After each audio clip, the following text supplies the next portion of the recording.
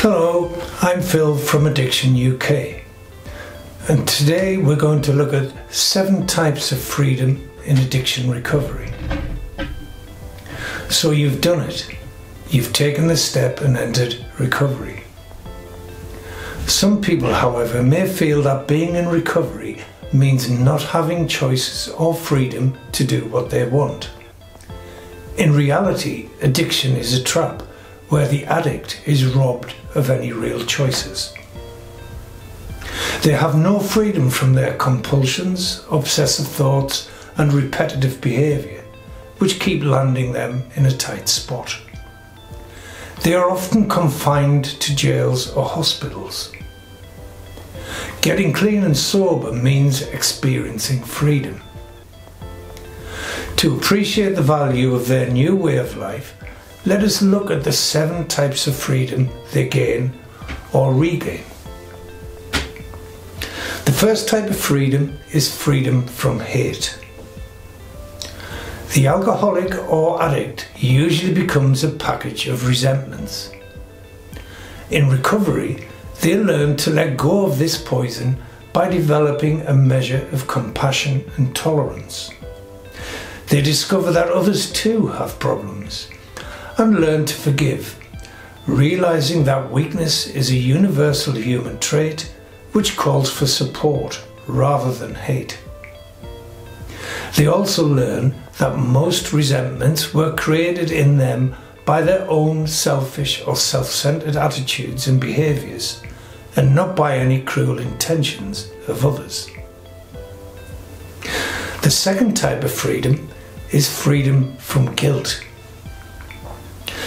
Guilt and shame become part of the alcoholic's life and personality. Innumerable embarrassing and dishonest situations and incidents generate an accumulated sense of guilt that begins to overshadow everything. He or she tries to hide this uncomfortable feeling by projecting a brave but false image of confidence and success. In the process of addiction recovery, they make amends to those they have harmed and learn to live a comparatively guilt-free life. By getting over the uncomfortable sense of shame, recovering persons begin to live comfortably, free from the constraints of guilt and low self-worth. The third type of freedom is freedom from our wants. It is the experience of most recovering persons that they become more prosperous after getting clean and sober. In recovery, some experience the financial success that is beyond their expectations. During active addiction, however, a typical addict is continually running after economic accomplishment, but failing. Even persons with considerable talent are not consistent or conscientious enough to turn their aptitudes into paychecks or perks. They lose jobs and the confidence of their associates due to their inconsistent or dishonest behaviours.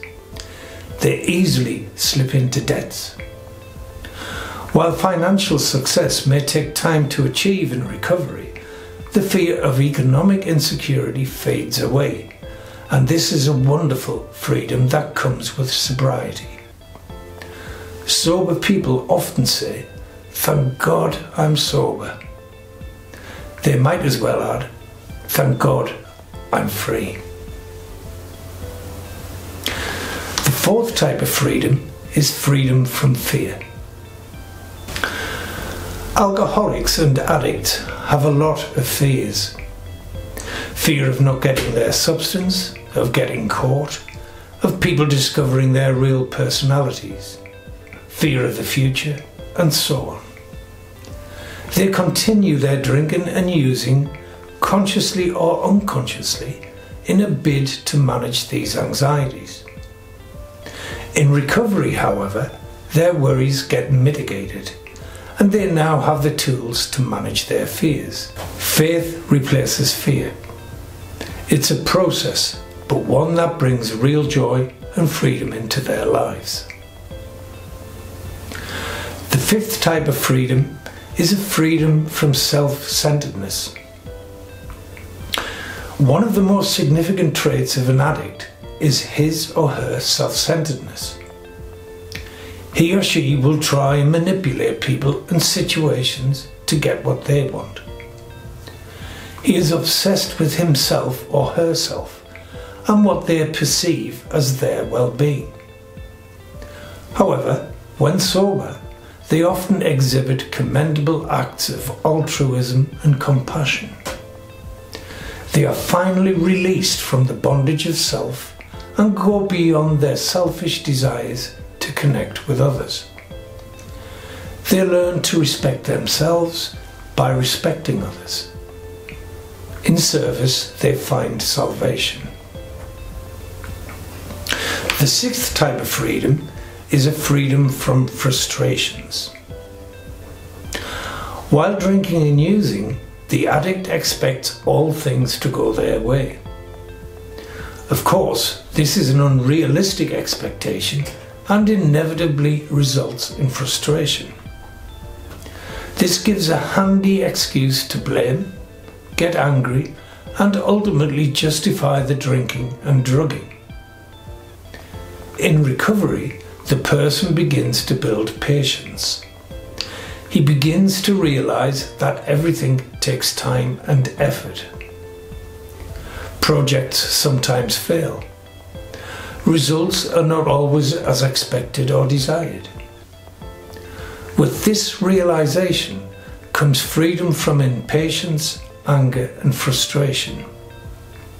It takes time to work in this area, but abstinence slowly teaches the individual the value of taking it easy and accepting the results, whatever they may be. Sobriety may not free the addict from all of his or her frustrations, but they shall become manageable. The seventh type of freedom is a freedom from despair. With recovery comes hope.